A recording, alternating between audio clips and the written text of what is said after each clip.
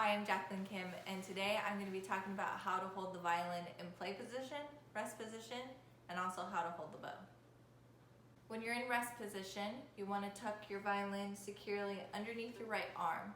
Your arm should go across your chin rest, and your shoulder rest or your sponge should go across your ribs.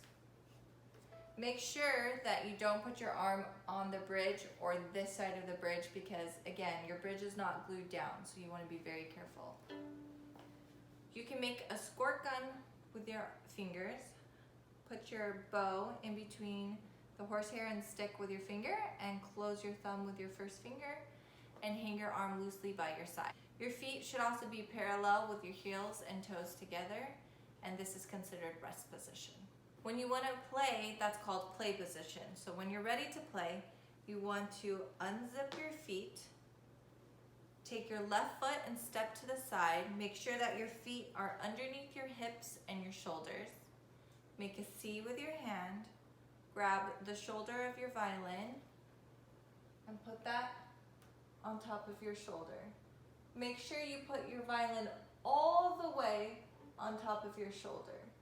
Now you can tell that my stomach is facing you and my scroll and my nose is facing 90 degrees left. You want to make sure that your scroll and your nose is never facing the same way as your stomach because you won't be able to play very well. You always want to think of your violin as a table. Try to get it parallel to the ground as you can. The more your violin is like a wall, the harder it is to play. So try to keep it as much as you can like a table. So let's walk through those steps one more time. You unzip your feet, step to the left, C, shoulder. Make sure you have a nice, beautiful bow hand. Extend your left hand over the strings, ready to play, and set your bow down. You want to set your bow down in between the bridge and the fingerboard. Now, where do you put the left hand?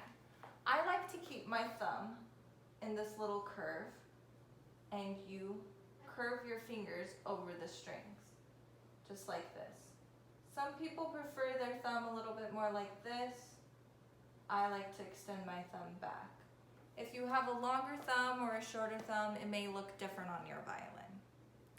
Now, when you're in play position and your fingers are over the string, make sure that you have space in between your elbow and your stomach. You never want to lean on your hip or your stomach with your arm, and you don't want to hold up your violin with your hand. You want to be able to hold the violin with your shoulder, your chin, and a little bit of your hand.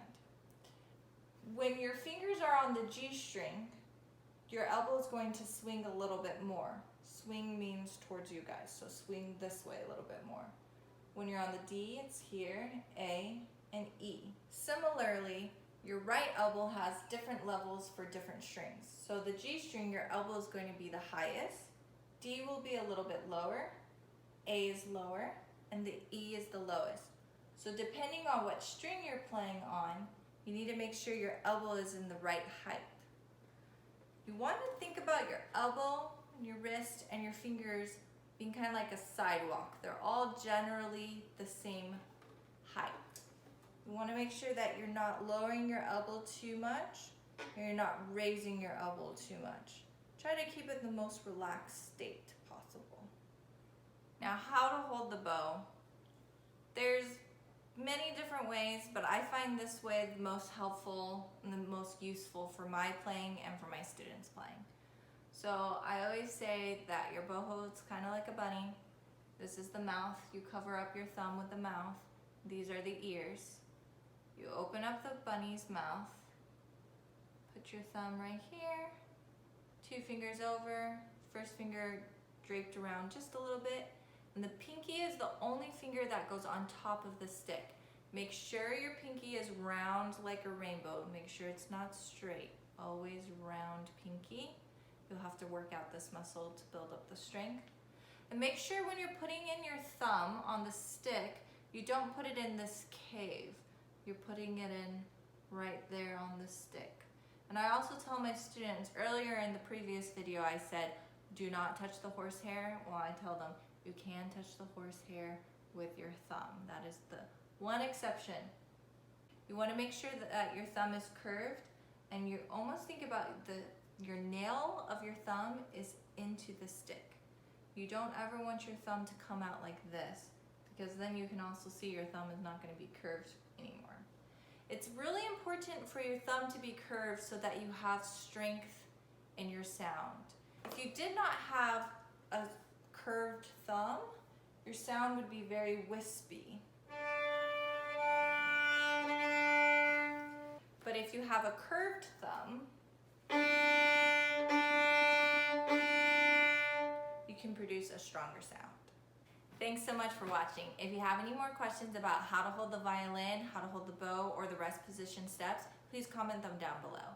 Please like and subscribe, and I'll see you next Monday.